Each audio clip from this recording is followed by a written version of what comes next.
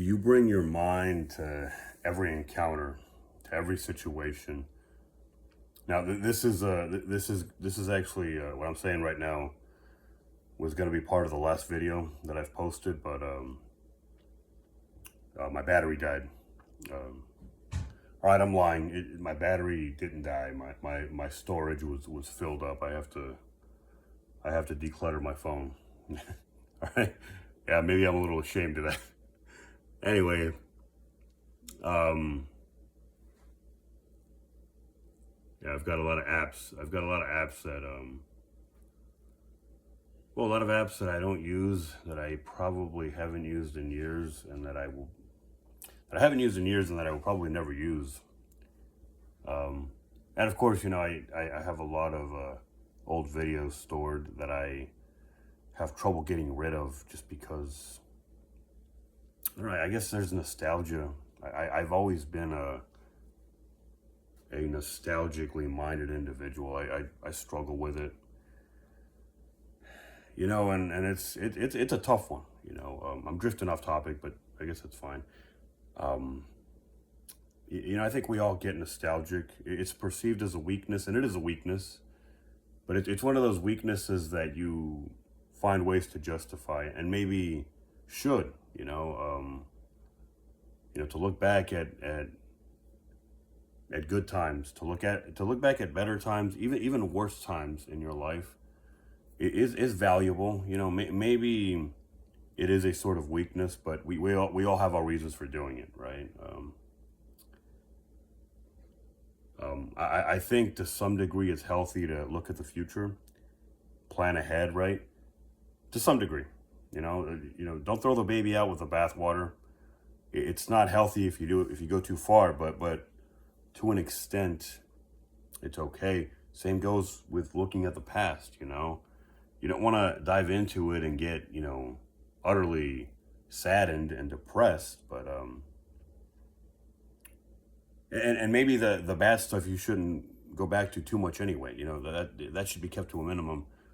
You should be reminded of your missteps and your downfalls, but don't think about it too much. If you're gonna look at the past, wouldn't it be best to look at the good times more so, at least? Just like when you look at the future, you want to be optimistic. You don't want to, even if it is a little bit delusional, right? Whatever, what was ever wrong with being delusionally positive about the future, for instance, that makes you have an impact on this world. If you are positive about your future, it's very possible your future is going to be positive. There are no guarantees, but why why think about the potential roadblocks when it comes to that? Though that's negative thinking right there, and you're shutting yourself down. Um, I've drifted off topic a bit now, but it happens, right? Oh, it happens. I don't know if it should happen, but I was talking about concluding the last video and about how you bring your mind to every situation. Whether you're at work or out in the world, and other people have to contend with you bringing complications, or you're just at home. Even at home it applies. Even when it's just you could be doing something as simple as reading a book. You could be, I don't know, maybe tending to your garden. It doesn't matter what you're doing, and it doesn't matter that you're not affecting other people too directly. When you bring complications to the table, anybody involved is going to suffer from it.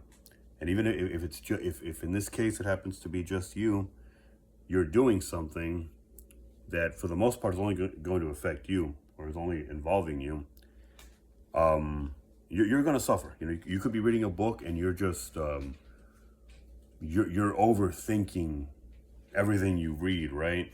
Instead of just being immersed in the story, or in the flow of the words and the pages. Instead of just kind of diving in and going for the ride, you're stopping and analyzing everything. that's going to make that may be your style, but it's going to make that book much more difficult to get through. It's going to be a very inefficient process, and chances are you're going to end up frustrated.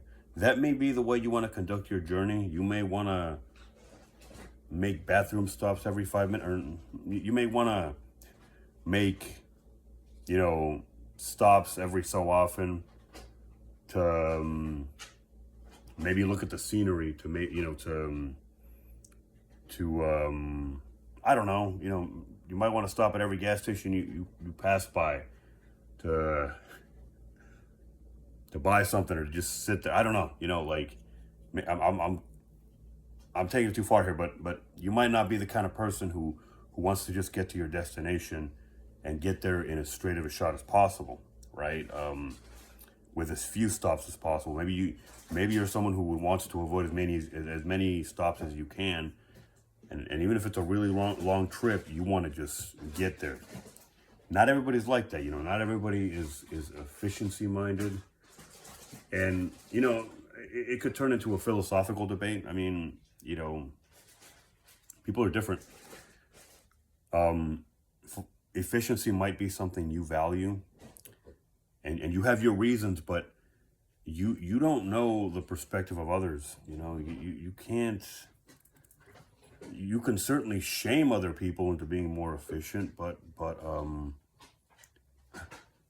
if you really want to convince someone to be on your side, you have to get to the bottom of and I'm drifting off topic here, I know that, but I'll keep going. You have to get to the bottom of what makes that person tick. You have to understand what their actual motivations are, what drives them. Obviously, if it's not a thing like efficiency, you have to at least understand what it is that drives them, and maybe that'll give you an in. Maybe not, maybe you just have to accept the way other people are. Maybe they bring something else to the table. Maybe they don't bring efficiency, but they bring a little bit of extra care to the things that they do, a little bit of extra attention to detail, a little bit of extra diligence, and they really take pride in their work.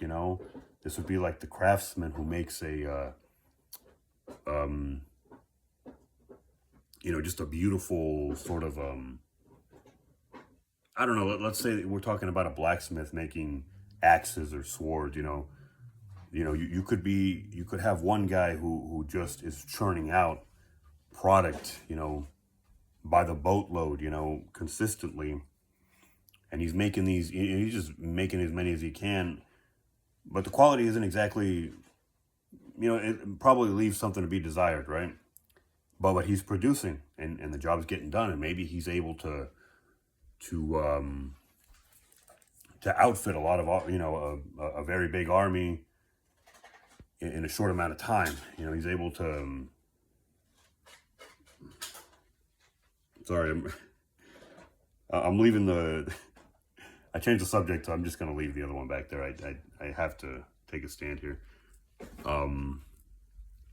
He's able to outfit this army in a short amount of time, and they're able to get out there and conquer it. And so he's having the impact he needs to have, right? He's doing his bit, and maybe some of these weapons are gonna fall apart in the heat of battle. It could happen, but the job's getting done.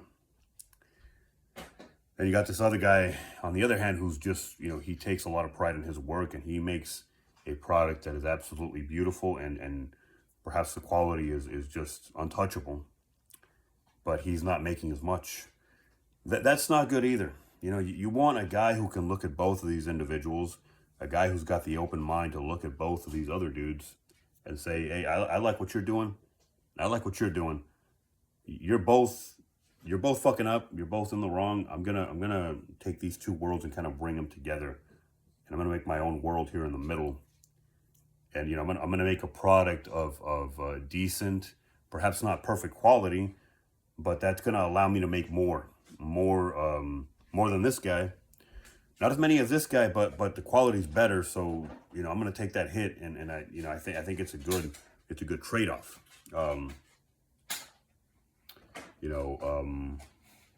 What was I? I definitely drifted off topic a little bit. Speaking of quality and yeah, efficiency. I think life, it has to be navigated in this way. You have to be able to just flow and be efficient in the way you go through life, in your thought processes, the way you deal with things. But sometimes you do have to stop and consider things. You don't want to stop for too long, because then you get comfortable being in that reflective mode. You want to kind of not think on the fly. Sometimes you do have to stop. Sometimes you can process. It's complicated. Life is complicated sometimes. But I would say you want to focus on that flow, and don't stop to consider things unless you need to. You don't want to stop every few seconds to make considerations, because your life will just it'll slow down until it grinds to a halt, or it'll just be a slow process, which you don't want. The point I was originally making here is that you bring yourself to every situation. I made the point, yeah. And even in your personal life, if you complicate things, you're going to pay a price. Your life is not going to flow as you'd like it to. So it's not about being efficient for the sake of others or to please anybody else. When you learn to be efficient, to a degree, you don't want to be overly efficient where quality just turns to shit, but when you learn to be efficient and you start to value it, you realize that it's not about other people. Maybe it began as an attempt to please others, or to not displease. You didn't want to make other people angry, right? Especially people who have a say in your livelihood. But at some point, you're going to recognize that this is for you. Living life in a simple and relatively efficient way is something that you can benefit from, and you can benefit from it every second of your life, every second of every day of your life. So why not do it? Everything you do is affected. So it's actually even selfish, but it's not necessarily a bad kind of selfishness, because you're making your life more streamlined, and at the same time you're maximizing productivity, if that's something you're inclined towards. So you ultimately, you benefit yourself, but you make yourself somebody who's an asset as well. And so you end up benefiting others too, believe it or not. You benefit the people around you, sometimes indirectly, sometimes just by living life in that way. You could be providing inspiration for somebody. You could be giving somebody the tools they need. Just being around you, maybe they can pick up the right tools to make their life a little bit better. And you can also be doing something good for others directly. You could actually, when you live your life in a more simple way, in a more efficient way, you get done what you need done, and then you have the resources. It's like what I'm doing right now. I'm just sitting here recording the video. Hopefully somebody benefits from it. You have the resources available after you've done. You can either, okay, you can do the stuff you need to do, and you can either do more. You can add to the quality of the things you're doing. You can produce your output, or you can use those resources to help somebody else.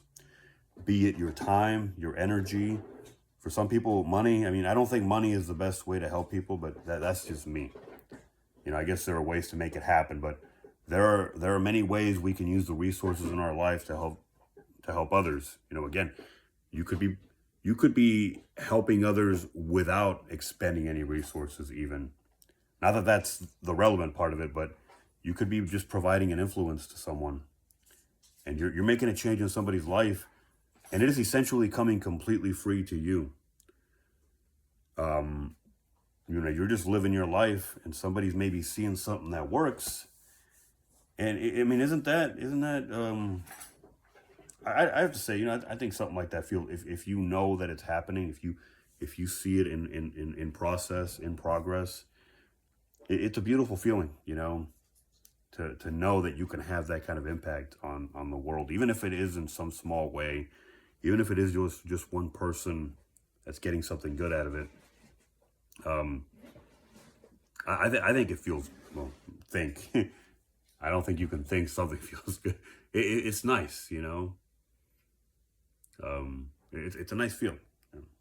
You know, that's not what life is about, you know, about things feeling nice. But that's part of it. I mean, it's, you know, it certainly is part of life. It's not everything, but it's